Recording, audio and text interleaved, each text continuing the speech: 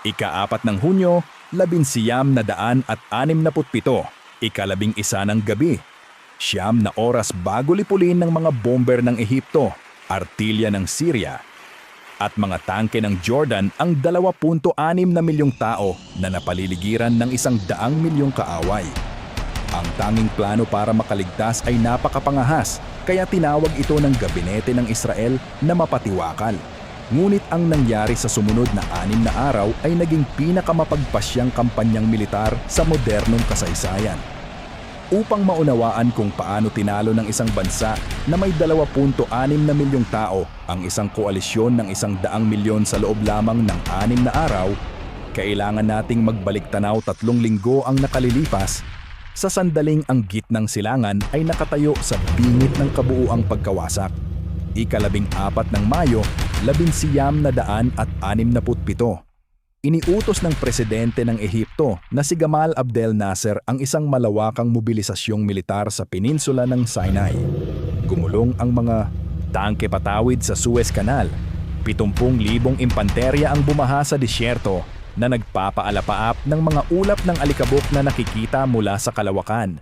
Hindi ito isang pagsasanay. Winawasak ni Nasser ang buong balangkas ng seguridad na nagpanatili ng kapayapaan mula pa noong 1956. Pagkalipas ng 2 araw, naghatid siya ng ultimatum sa United Nations Emergency Force. Lumabas na. Ngayon na. Sumunod ang UN ng walang pagtutol.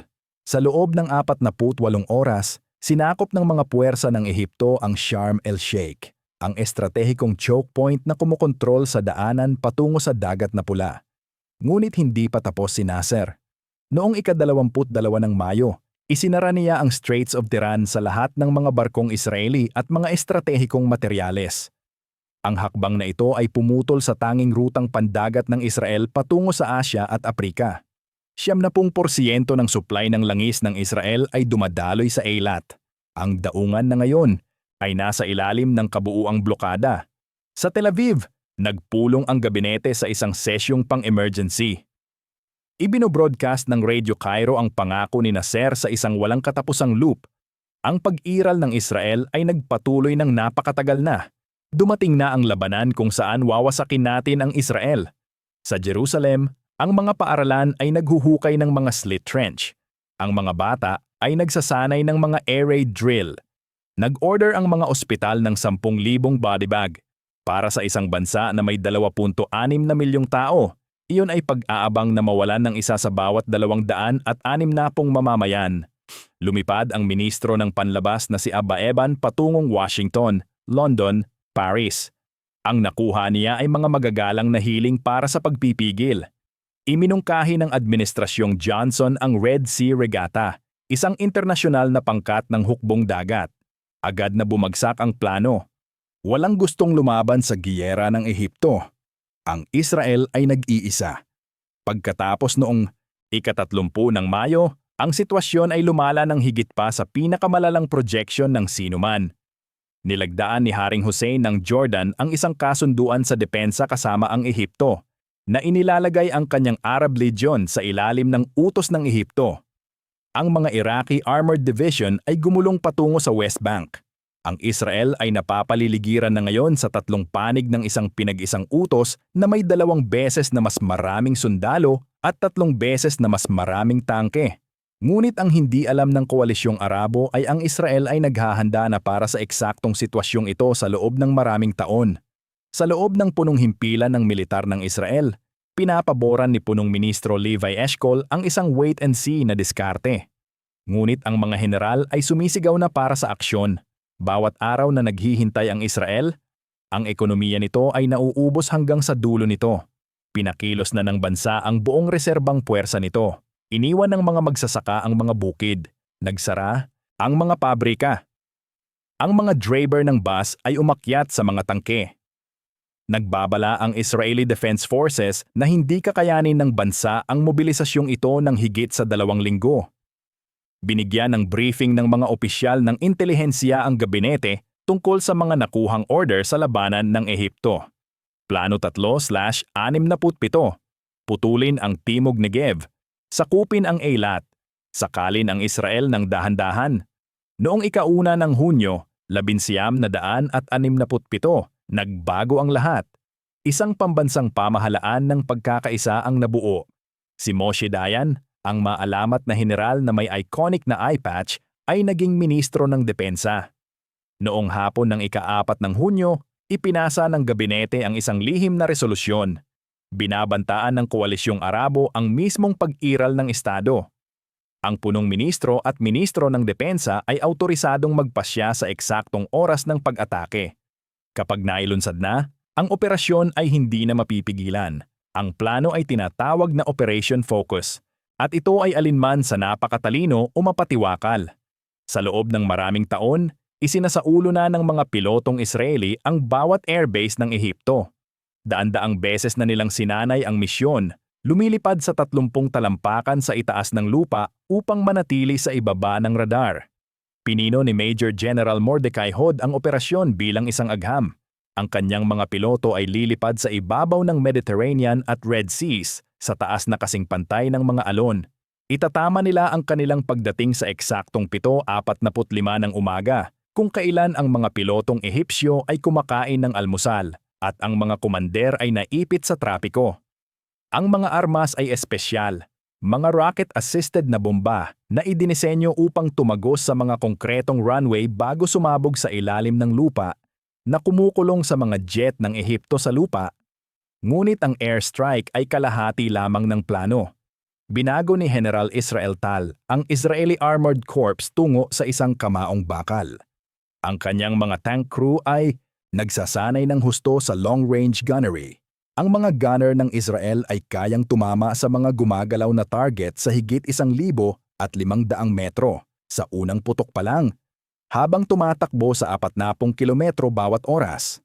Ang mga puwersa ng Ehipto at Syria ay lumalaban pa rin sa layo na 200 hanggang 500 metro. Ang pagkakaibang ito ay magiging sakuna. Ang mga Israeli Centurion at Super Sherman ay nakaposisyon sa kahabaan ng hangganan. Ang mga makina ay naka-idling. Bumubulong ang mga komander ng huling briefing sa mga lalaking binigyan ng bala at bodybag sa parehong supply drop. Ang mga sundalo ay natatakot. Marami ang nakararanas ng kanilang unang tunay na labanan. Ngunit sila ay pinamumunuan ng mga veterano mula noong 1948 at 1956. Sinasabi ng mga komander na ito sa kanilang mga tao ang katotohanan. Kung matatalo tayo sa digmaang ito, wala nang pangalawang pagkakataon. Ang estado ng Israel ay alinman sa makakaligtas sa susunod na 72 oras o ito ay mawawala. Kung nais mong makita kung paano magaganap ang isa sa mga pinakamapagpasyang kampanyang militar sa kasaysayan, pindutin ang subscribe button na iyan at i-on ang mga notification. Sa kabilang panig ng hangganan, ang militar ng Ehipto ay nagdurusa mula sa isang kabulukan na walang sinumang makakita. Itinayo ni Presidente Nasser ang kanyang hukbo sa katapatang pampulitika, hindi sa kakayahang propesyonal. Kinokontrol ni Field Marshal Abdel Hakim Amer ang militar sa pamamagitan ng mga crony. Ang mga opisyal ay napopromote batay sa mga koneksyon, hindi sa kasanayan. Ang mga commander sa frontline ay walang autoridad. Lahat ay dapat aprubahan ng Cairo. Ang intelihensiya ng Ehipto ay ganap na nabigong makita ang mga paghahanda ng Israel. Ang hukbong panghimpapawid ng Ehipto ay nakatiwangwang sa 11 airbase. 420 combat aircraft, nakaparada sa maayos na mga hilera sa bukas na tarmac. Walang matitigas na silungan, walang dispersal. Ang intelihensya ng Israel ay buwan-buwan nang nagmamasid sa mga base na ito. Alam ng mga Israeli na ang mga pilotong Ehipsyo ay lumilipad sa dawn patrols at pagkatapos ay humihinto para mag-almusal sa 7:30. Nagpapalit ang mga shift sa 7:45. Isang 3 oras na window ng kabuuang kahinaan. Ang mga radar operator ng Ehipto ay iniskan ang kalangitan, ngunit nakatingin sila sa silangan, patungo sa Israel. Hindi nagbabantay sa Mediterranean. Ang pagkakamaling iyon ay magiging mitsa ng lahat para sa kanila. Sa 7:14 ng umaga noong ika-5 ng Hunyo, 1967, lumipad ang unang wave ng mga jet ng Israel. Ang mga piloto ay lumilipad sa radio silence. Ang mga radar operator sa mga American intelligence ship ay nanonood sa kalituhan habang 12-dosenang sasakyang panghimpapawid ang naglalaho sa kanilang mga screen. Ang mga jet ay lumilipad ng napakababa kaya itinatago sila ng kurbada ng planeta. Sa eksaktong 7:45, 183 sasakyang panghimpapawid ang sabay-sabay na nakarating sa kanilang mga target. Ang mga mekaniko ng Ehipto ay nagsasagawa ng maintenance. Ang mga piloto ay umiinom ng kape. Ang mga komander ay naipit sa trapiko, walang handa. Ang pag-atake ay surgical at mapangwasak. Ang mga Israeli Mirage at Mister ay humahagibis sa ibabaw ng mga runway sa bilis na malapit sa supersonic na naglalabas ng kanilang mga anti-runway bomb sa perpektong pattern. Ang mga armas ay tumatago sa konkreto at sumasabog sa ilalim ng lupa. Malalaking sinkhole ang sumusulpot sa bawat runway. Pagkatapos ay dumating ang ikalawang wave pagkaraan ng 8 minuto. Ang mga kanyon ay nagluluray sa mga nakaparadang sasakyang panghimpapawid. Sinisindihan ng napalm ang mga fuel depot na lumilikha ng mga fireball na umaakyat ng daan-daang talampakan. Ang mga pilotong Ehipsyo na tumatakbo patungo sa kanilang mga eroplano ay tinatamaan ng mga strafing run. Sa loob ng 20 minuto, ang unang 11 airbase ay naglalagablab na impyerno. Ngunit dito, nagiging tunay na katangi-tangi ang operasyon. Ang mga Israeli ground crew ay muling nagkakarga ng gasolina at armas sa mga nagbabalik na jet sa loob ng wala pang 8 minuto, isang proseso na karaniwang tumatagal ng 30 minuto. Ang mga eroplano na dapat lumipad ng 2 sorties bawat araw ay lumilipad ng 6.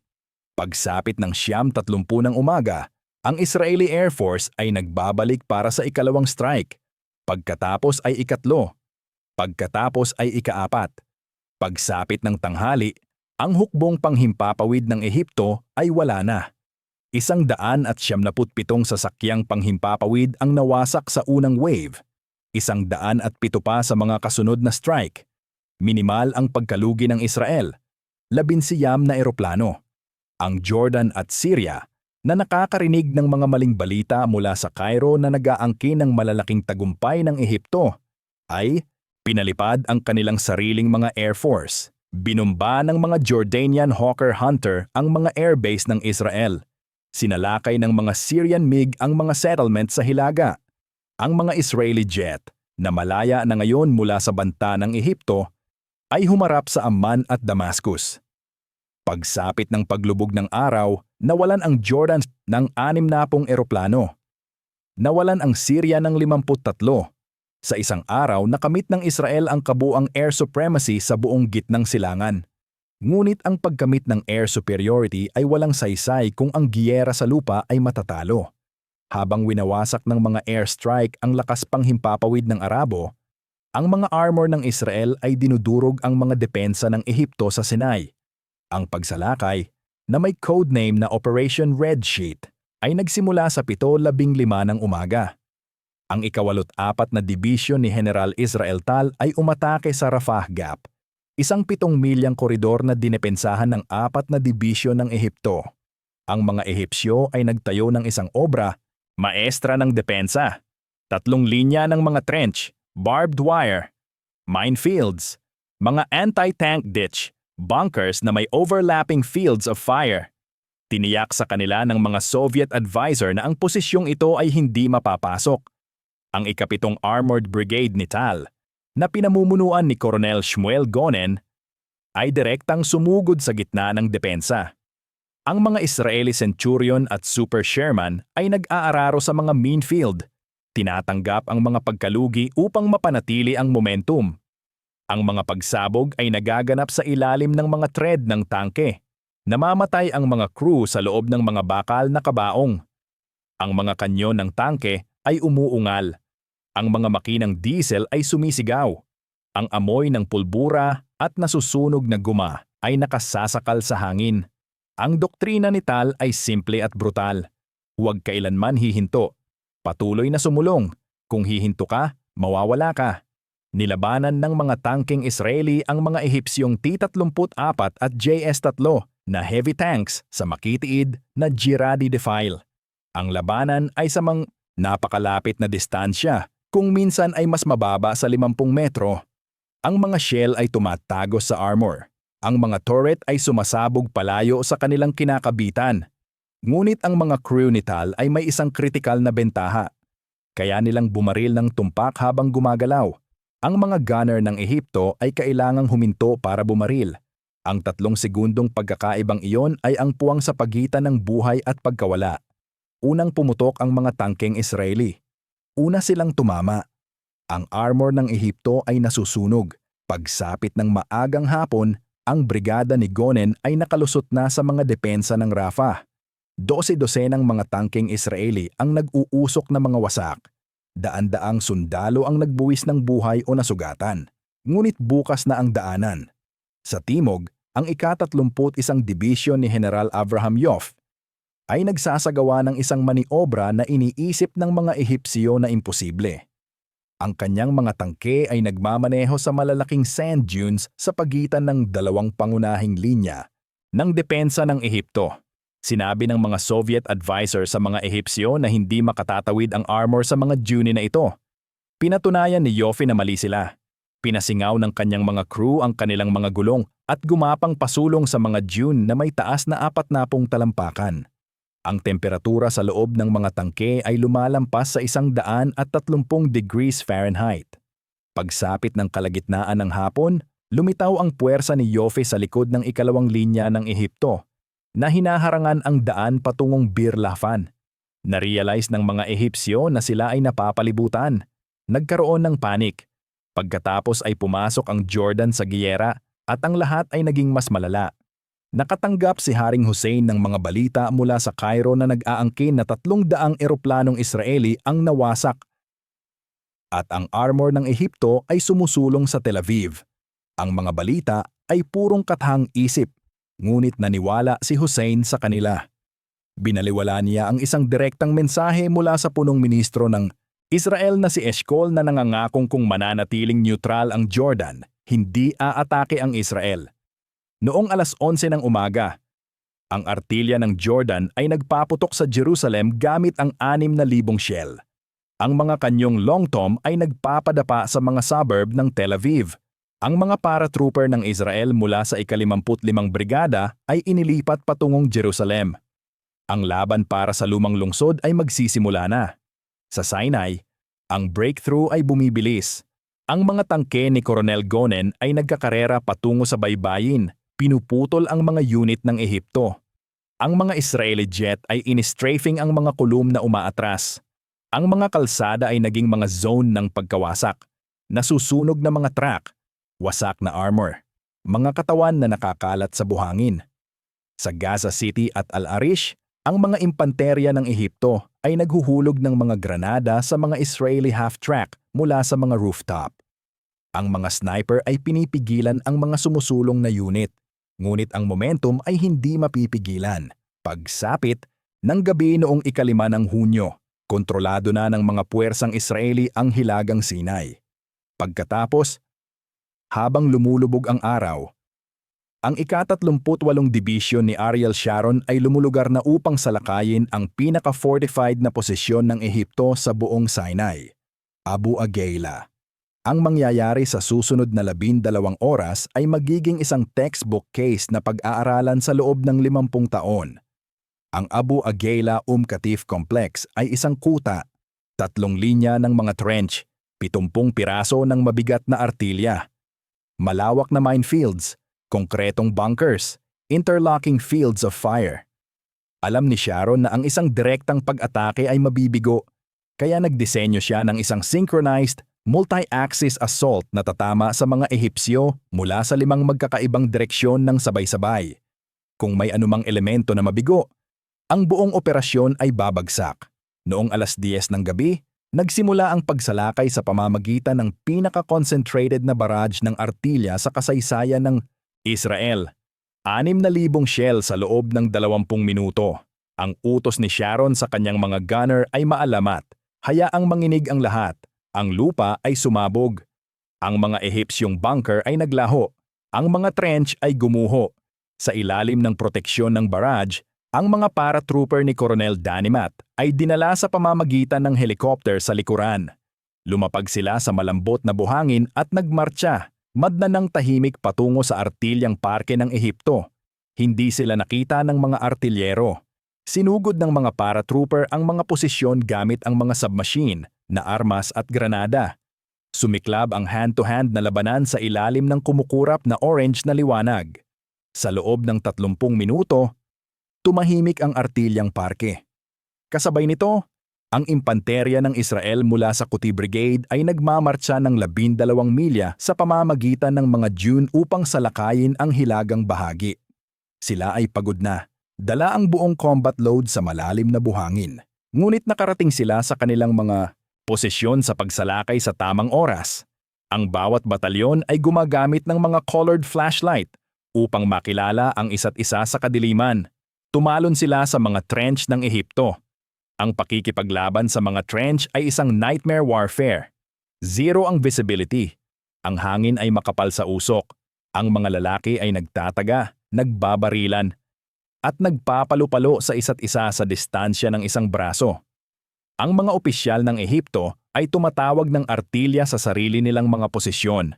Sa gitna, ang mga tangkeng Israeli mula sa ika-14 na Armored Brigade ay sumugod sa pangunahing linya ng depensa.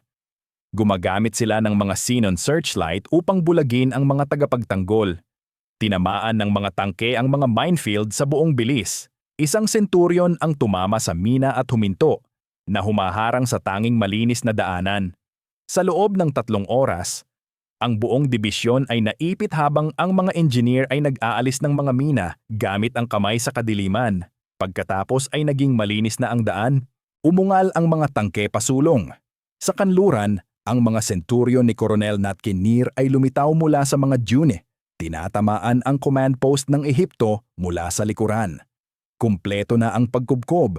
Pagsapit ng madaling araw noong ika-6 ng Hunyo, bumagsak na ang Abu Agela. Daan-daang sundalong Israeli ang naging kaswalte o nasugatan. Ngunit ang posisyon ng Ehipto ay wasak na. Pagkatapos ay may nangyaring hindi inaasahan ng sinuman.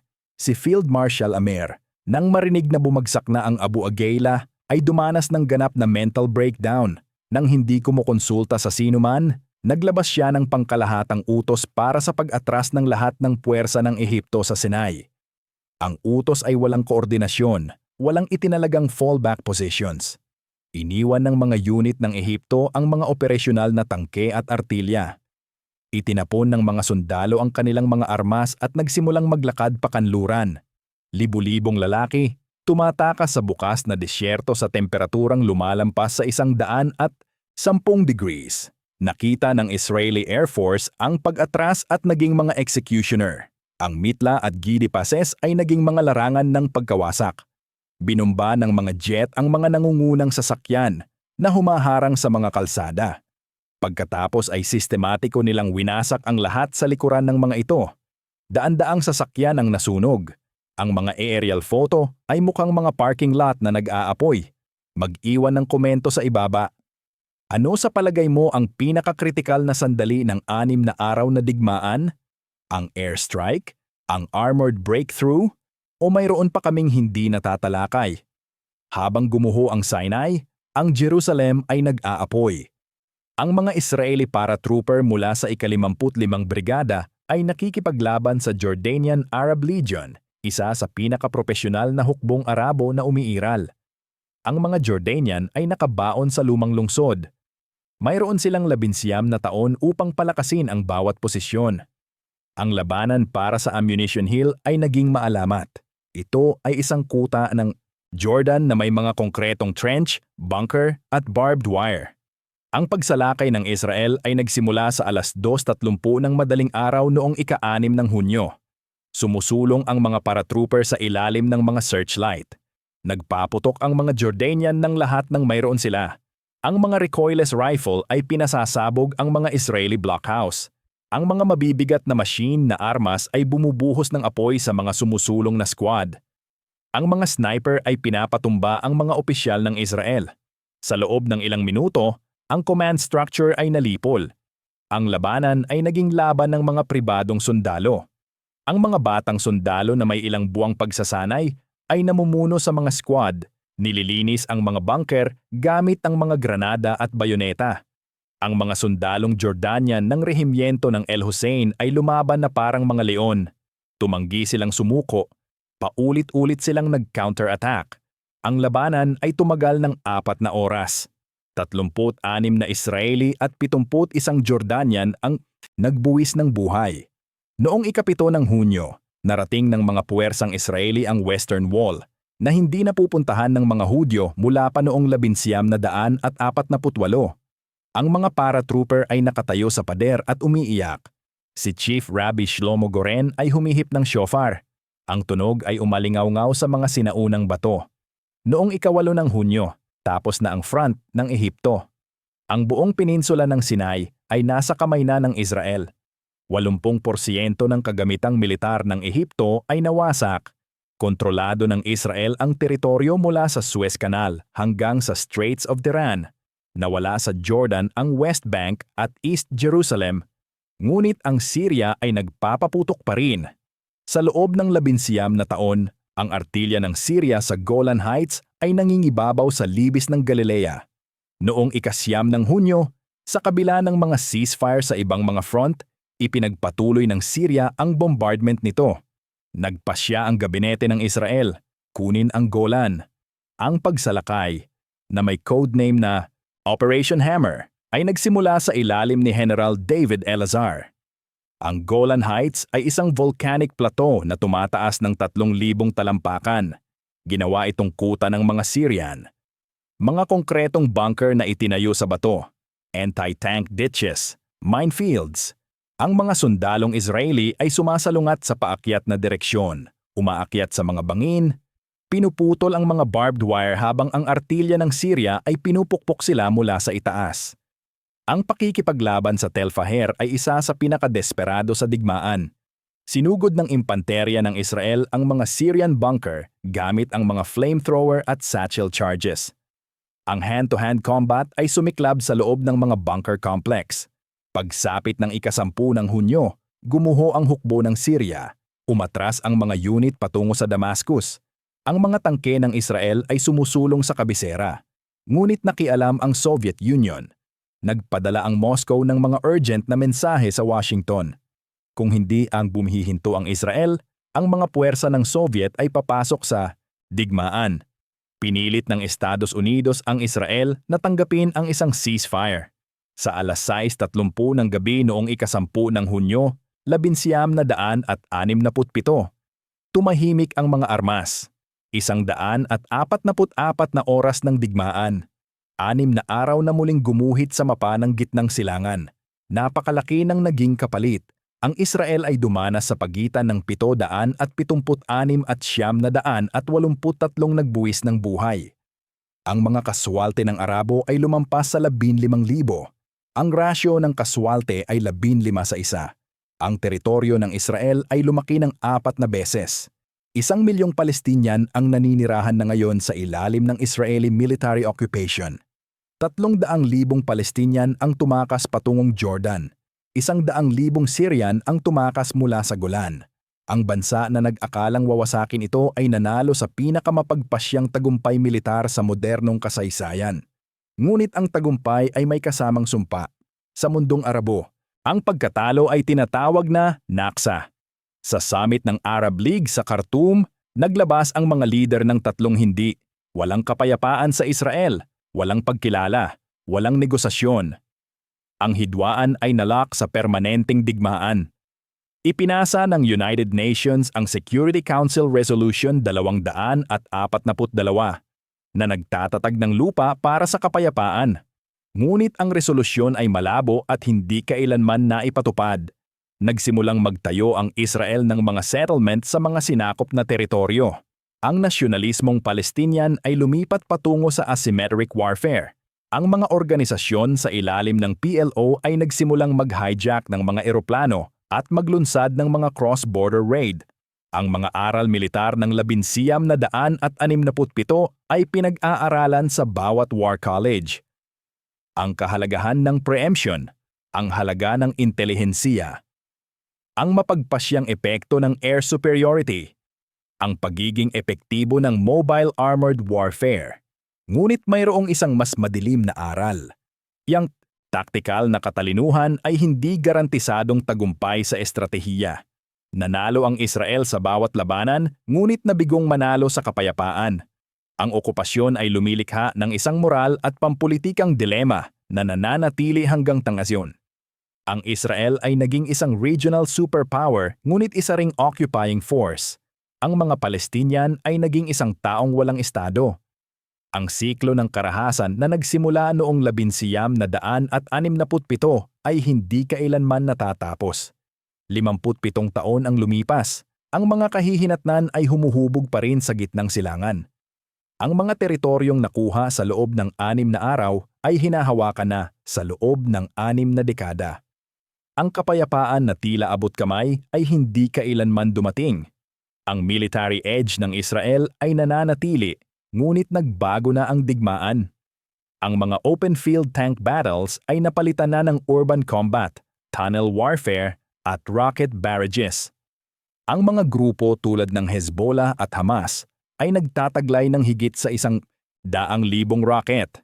Ang mga aral ng 1967 ay malinaw.